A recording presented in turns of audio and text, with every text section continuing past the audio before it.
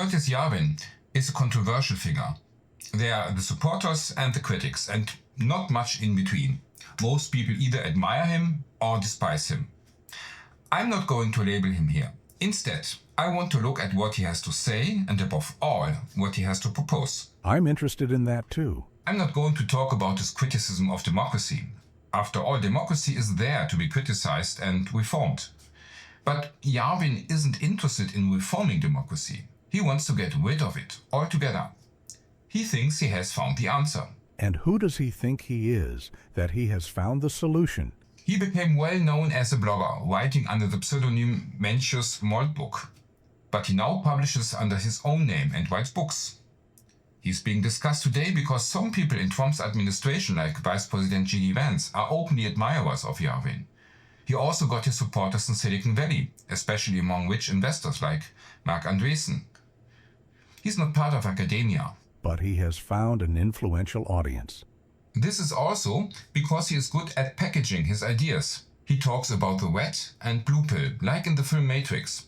Anyone who knows his theory has taken the red pill. On second thought, I think I'd rather take the blue pill. Let's go for the red pill and see where it takes us. David Marchese of the New York Times did an interesting interview with Yarvin, from which I will quote here. Marchese is a very polite man. I will be a little bit less polite and check if Yarvin's statements are or can be correct. But please stay objective. I can't stand ranting at all. Yarvin claims that companies are like monarchies and that the state should be run by a CEO.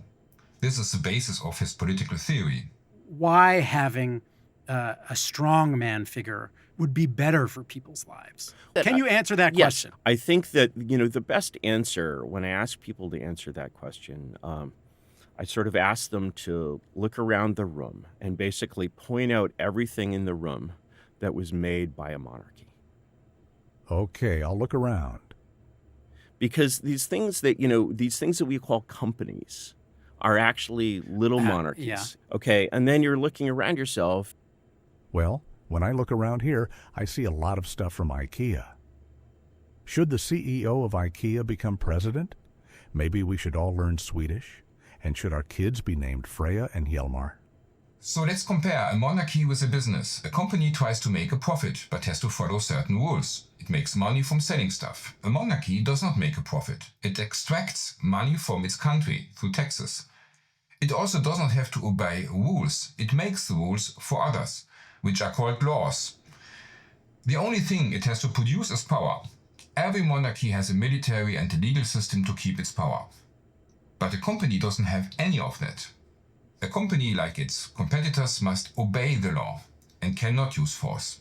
The real goal of a company is to maximize the worth of its assets and to make the stock price go up. This is not wrong, but there is another difference between a corporation and a monarchy. A monarchy cannot increase in value. A monarchy has no value. What do you mean it has no value? Something has only a value if you can buy it. But no one has ever managed to buy a monarchy. Monarchies are not for sale. Business have nothing in common with a monarchy. They have very different goals and very different means. An entrepreneur can fire people he no longer needs. You might ask what anyone who disagrees with such a monarchy should do, and Yarvin has an answer to that as well. When Yarvin calls for a monarchy, he basically wants a dictatorship. He rejects participation, instead he talks about exit. Anyone who disagrees with a monarchy should simply leave and found a new monarchy somewhere else. He dreams of city-states, and they have actually existed before, in history. Namely in ancient Greece, where there were many city-states. Sometimes conflicts would arise and some citizens would leave to found a new city, somewhere in the Mediterranean. This was possible because there was still free land in the Mediterranean, and there were no states to stop them. Life was simpler 2,500 years ago. Today, of course, the situation is very different. There is no more free no man's land to which one could immigrate to found a new state. Every piece of land on Earth is already owned by a state. And obviously, every state will prevent you from forming a new state inside its territory. This would lead to a war or a civil war. But Yarvin makes no mention of war. It's all just an utopian idea. A bit like a pipe dream, which is pretty much impossible to achieve. To make his utopia seem achievable, Yarvin proposes cities on the sea, floating cities. Oh, that's a nice idea. There are no floating cities today, and for a good reason. They would be far too expensive. There are cities that extend into the sea, but such a solution is not possible for a new state, because a coastal area is a state's territorial waters up to 12 nautical miles. Yarvin floating cities would have to be located far out in the ocean, where there is no protection from storms. Floating cities are a bit of a laugh, to be honest. Maybe material for a science fiction film. But even in the film Waterworld, things went wrong. The floating city was destroyed, and the film was a flop. Yarvin is a supporter of eugenics, obviously.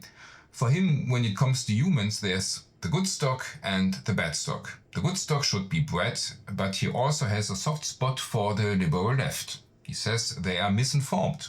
But if you would give them the right information, then they will quickly change their minds.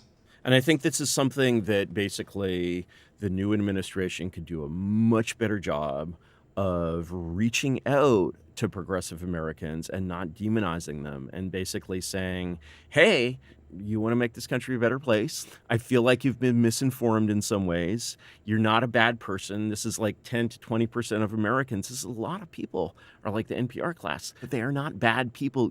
Unfortunately, information is not one of Yarvin's strong points. One of the ways to kind of unify the worldview of, say, Charles I and Elon Musk is to realize that when Charles I is thinking about his people, he is both thinking of them as economic assets and as human assets. He basically wants to see his country thrive, right? But the sense of him being kind of, you know, the pater patriae, kind of the father of the country, and sort of feeling about the people in his society, not exactly the way a parent should feel about his children, but sort of like the way a parent should feel about his children. I was surprised that he used Charles I of England as an example of a good king. He was a king who fought unsuccessful wars, lived a really lavish lifestyle, and got into a lot of debt. Parliament was no longer prepared to accept this and would only pay him an annual pension. Charles then introduced new taxes, which made him even more unpopular. Charles I was so unpopular that he was eventually executed by his own people.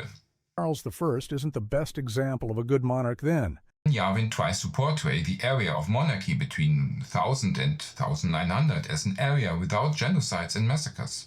You know, you can pull the camera way back and basically say, wow, you know, in Europe, since basically the establishment of European civilization from like 1000 AD to, 1750 AD, we didn't have this kind of chaos and violence. Or you think, well, there were there's the French wars of religion. They killed millions of people, including the massacre of the Huguenots. So I often find when you just scratch a little at some of the historical... There was no massacre of Huguenots. Of course there was a massacre of Huguenots, several in fact. The most famous one is known as St. Bartholomew's Day. Between 10,000 and 20,000 Huguenots were killed. This event is subject of many books and films. If you know anything about the French War of Religion, it's St. Bartholomew's Day. So, when Yarvin says here that there was no massacre during the wars of religion, he doesn't know anything about it. It was the massacres that made the war of religion famous. There was no massacre of Huguenots. I think you're confusing it with the sack of Béziers and the massacre of the Albigensians. Yarvin talks about the war against the Albigensians, a religious war that took place in the 13th century. But the Albigensian Crusade is another example of a massacre. Actually, he's contradicted himself. Why does he do that? And these are just a few examples of the many ways Yarvin gets history wrong. Instead of backing up his claims with solid evidence, he lets his imagination run wild. That's probably what he means by freedom of expression. Then everyone should exercise the right to free speech and get the facts straight. If you ask me to condemn Anders Breivik, the Norwegian mass murderer, but adore Nelson Mandela, perhaps you have a mother you'd like to The reason I said that, most people don't know this. There was a little contretemps when Mandela was released because he actually had to be taken off the terrorist list. I mean, maybe the more relevant point is that Nelson Mandela was in jail for opposing a viciously racist apartheid regime. But the viciously racist apartheid regime, basically, they had him on the terrorist list. What does this have to do with equating Anders Breivik, who shot people on some bizarre, deluded mission to rid Norway of Islam with Nelson Mandela? Because they're both terrorists, and because they basically both violated the rules of war in the same way, and they both basically killed innocent people. We valorize terrorism all the time. Breivik murdered 77 people, Mandela murdered nobody. And the reason Yarvin gives for the equation is that Mandela was on a terrorist list. But this was not the case with Breivik.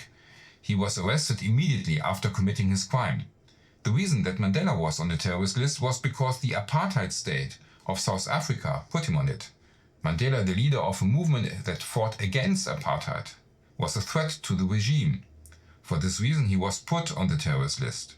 But the fight for human rights and against racism has absolutely nothing to do with the crime of Breivik, who murdered his victims in cold blood. Comparing him to Mandela is not a different interpretation, it is simply wrong. There is no basis for it. They have nothing in common. One of the things that I believe really strongly, that I haven't touched on when I talk about monarchy, is I think that it's utterly essential for anything like an American monarchy. You have to be the president of all Americans. Yarvin says that the Trump administration is capable to include the opposition in its politics. He's of course wrong. The Trump administration does not reach out to the Democrats. On the contrary, anyone who thinks differently is persecuted. Take the students at universities, for example. The interview with Yarvin was recorded 2 days before Trump's inauguration. Yarvin was convinced that Trump would achieve nothing. He can block things, he can disrupt it, he can create chaos and turbulence or whatever, but he can't really change what it is. If you see anything in the real world around you over the next 4 years that changes as a result of this election, I'll be surprised. And I think Yarvin is already surprised. And I would be surprised if Yarvin admitted it. I hope you liked the video. Please subscribe and see you next time.